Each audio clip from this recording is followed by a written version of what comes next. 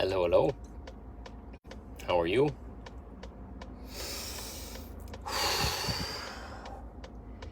So, in this live, I felt called to ask this question because that question's underneath all other questions. And really, it's what would you do or be if your life was only about you? Because the minute we step into life, we're told not to be selfish. We're told to please others. We're told to help mom and dad, fix everybody around us, serve people, be of service, take care of the kids, all this kind of stuff. And yeah, some of you are going to say, okay, well, those are obligations and I need to do it. But we were never born to be into obligation or expectation. We were born to consciously create ways of loving ourselves in performance of what makes us bright, what lights us up, what we love. And all too often, a lot of those things that I just talked about on the list are given to us in obligation or expectation, and we really don't have a choice in how we perform them, or if we perform them. They're just expected.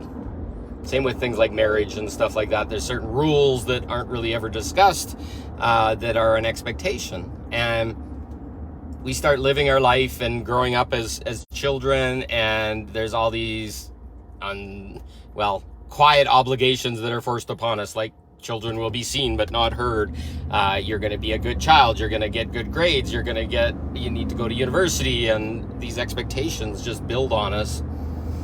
And we're kind of forced into being people pleasers. Our parents have their traumas, they have their worries, they have their wounds, and then they kind of box us up so that we meet their expectations so they feel better about themselves and blah, blah, blah. And they call it responsibility. They call it what we're required to do to make them happy, or to be a good child, or to be a good father, or be a good mother, or whatever. And we end up in these really mangled up, sometimes shame-based boxes to try and meet these things that we never actually agreed to, but we were forced into because our societal norms, our societal projections, our epigenetic lineage, etc., all push these boxes onto us. So now sit back for a minute and just ask yourself what you love. And I know for me, it's been hard because it all died many, many times over during my life.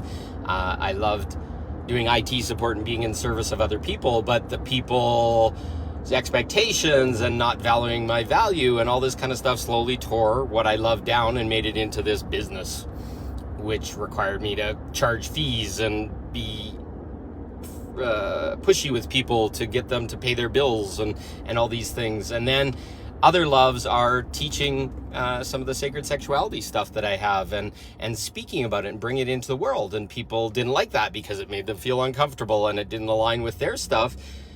So they projected and they put boxes on me and tried to get me to shut up and stop talking. And my dreams died. And I think a lot of us, our dreams have died. And with the virus and other things that have happened in the last while, a lot of us collapsed. A lot of who we are, what we want, what we're needing, etc., collapsed, and it died in some crazy ways. So right now, I'm just asking the question, what's the thing that you'd love? If all of a sudden you got $1 million and money wasn't an issue and you didn't have to rush around and serve people or have a job that you don't like or whatever, what's that thing? What's that thing that would light you up, would get you into a perma-smile? And start talking about it to yourself. And you're probably going to have to tear off a whole bunch of sticky notes from it of why I can't and why it's not good enough or why I'm not good enough or whatever. I've had to do these things in these last months, year maybe, just trying to untarnish that thing that I loved, or the stuff that people told me to say that I wasn't worthy of it, or it's not possible, or nobody's ever going to be ready, because everybody likes to shit on people's stuff, because they're not getting theirs. They don't know what to ask for, and if you get it and they don't get theirs, well, it's a lot of hard work that it takes to get to a point where you're worthy of your full life purpose, your full fun, your full play. So right now everything's breaking down, and we're tearing off all these sticky notes of what we can't do and why, and we're getting these situations to come in to wash us and cleanse us from that stuff that's holding us back. So now sit in that purity, and don't let anybody, anything, any whatever, even children, because the obligations that parents have towards children are disgusting in a lot of ways. Oh, I gotta have them in soccer, and I gotta have them in ballet, and I gotta get them this, and I gotta take them to get schooling remediation, and blah, blah, blah, blah, blah, blah. And then you just have no life left anymore. And I've lived it. And it's not being a bad parent to say, no, my kids are going to stay at home and be raised like I was, and I don't need to give them opportunity. They got to build their own opportunity. This is a creational world. I'm not saying you can't not feed a baby or those kind of things, but the stuff we mangle ourselves into to meet expectations of other people and to show that we're good parents and all this kind of shit, when it just costs thousands of dollars and tears all your money away.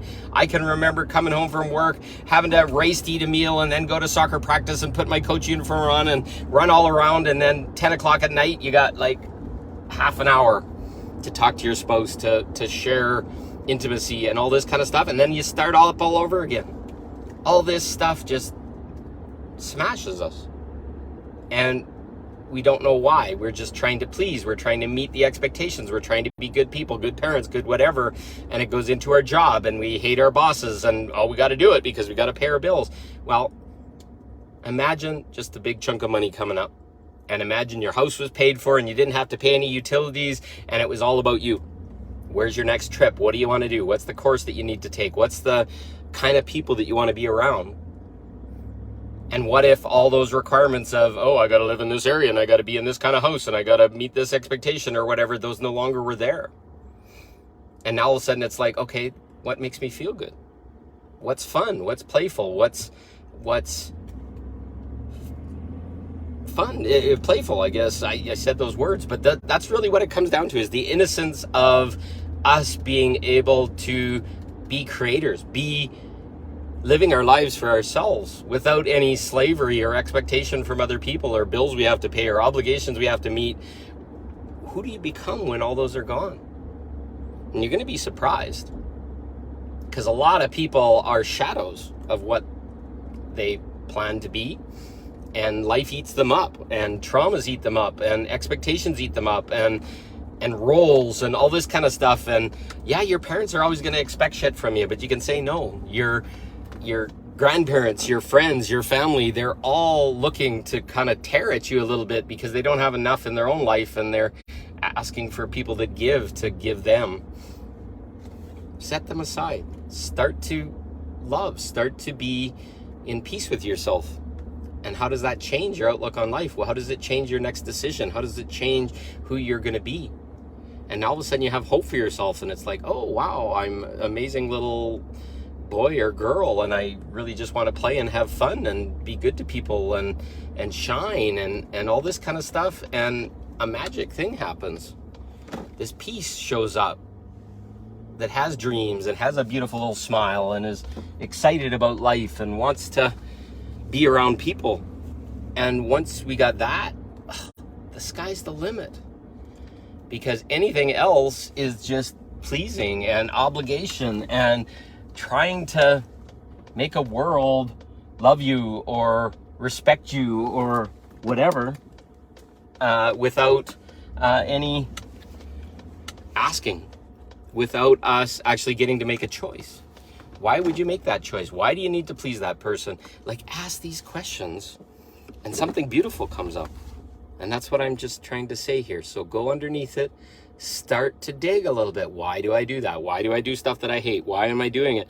And start to imagine a world where that doesn't happen, where all your bills are paid, all the money's there. You have a house, you have a safe place. You don't have to live in fight and flight anymore.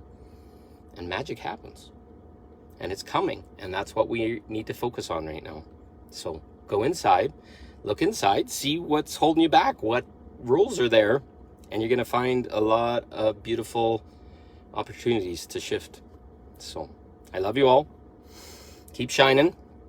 Keep tearing back the tinfoil and seeing what's underneath. I love you. We'll see you soon.